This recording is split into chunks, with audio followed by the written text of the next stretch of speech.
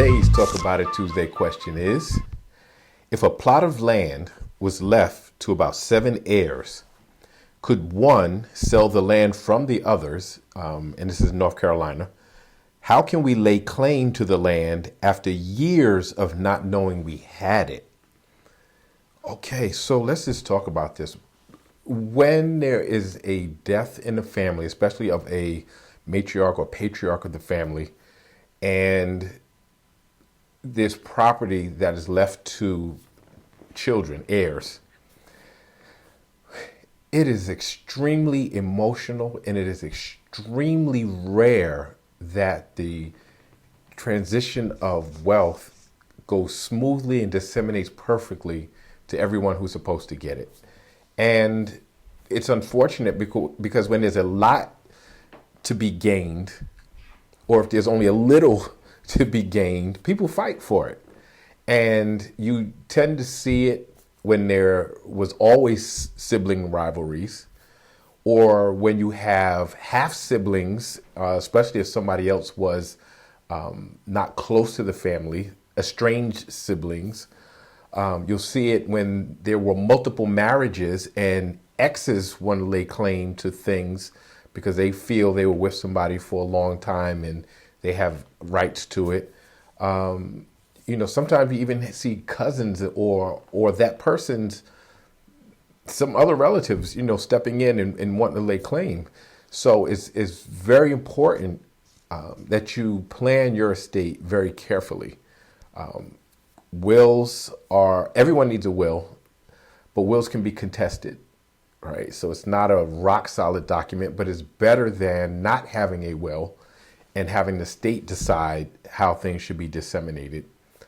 Trusts are much more solid and more fail-proof in terms of transferring, wealth to a beneficiary without being contested. But oftentimes we don't even have that. So let's look at this situation. The initial question was, if 7 heirs inherited a plot of land, can one sell the property? Absolutely not. If things were done properly. So what should have happened when the person died, the property automatically goes to their estate. From the estate, then the will gets probated, and if the will said that there were 7 people that were to divide it evenly, those 7 people should then have been on the deed. It should have transferred from the person to the estate, from the estate to the 7 people that it was supposed to go to. So the first question is, was there a will? Who was the executor of the will? Was it properly probated? Because how is it that you didn't know that the 7 of you actually inherited the property? That means the executor didn't properly probate the will. So if everyone is on the deed, if it was properly done, then no, one could not sell. If it was improperly done and that person ended up getting the land transferred to them, then you could challenge it. But unfortunately, there is a 3-year statute of limitations in most states, and in North Carolina being one of them, in most states where you can actually challenge how a will was probated. So if the 3 years have passed, it might be too late.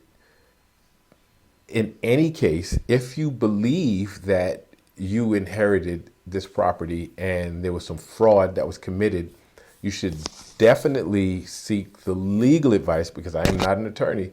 You should seek the legal advice of a probate lawyer and have them review the case and see if there is something that can be done under North Carolina law.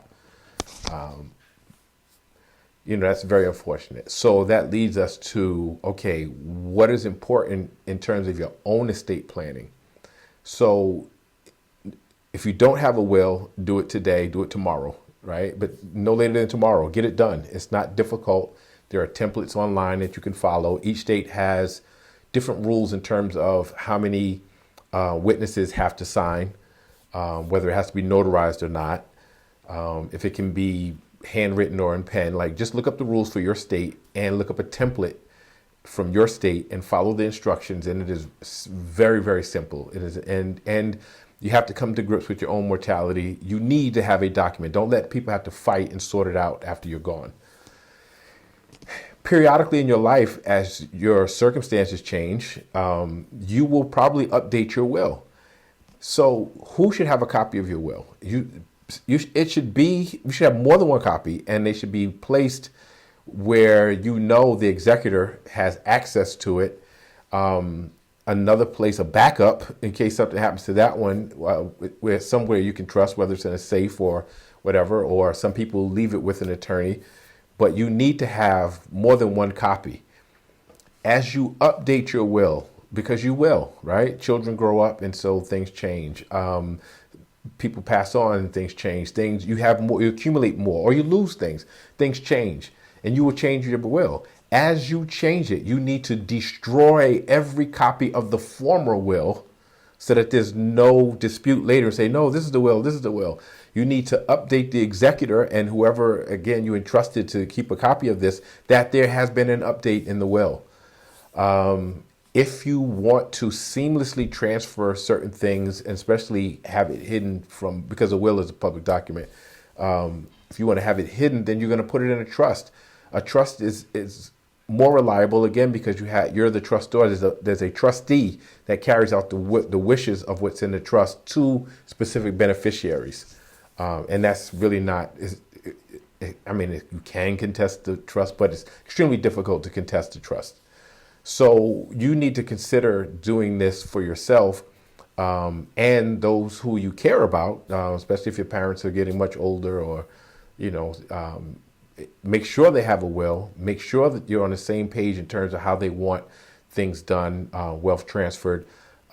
Make sure they have a trusted executor or executrix to carry out their wishes. Somebody not only who is smart and capable, but emotionally capable of carrying it out as well, and strong enough to push back against people who want to bully in, even though they're not, in the will, the beneficiary of the will.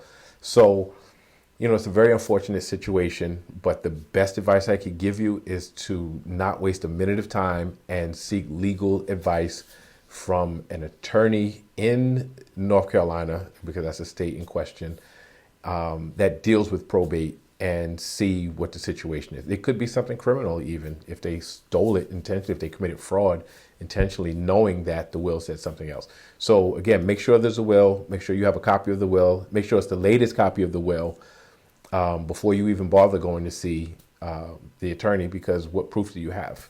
So it's unfortunate, but hopefully that answered your question. If anybody else has any advice, you can share a situation that they've been through dealing with probate, please share in the comments.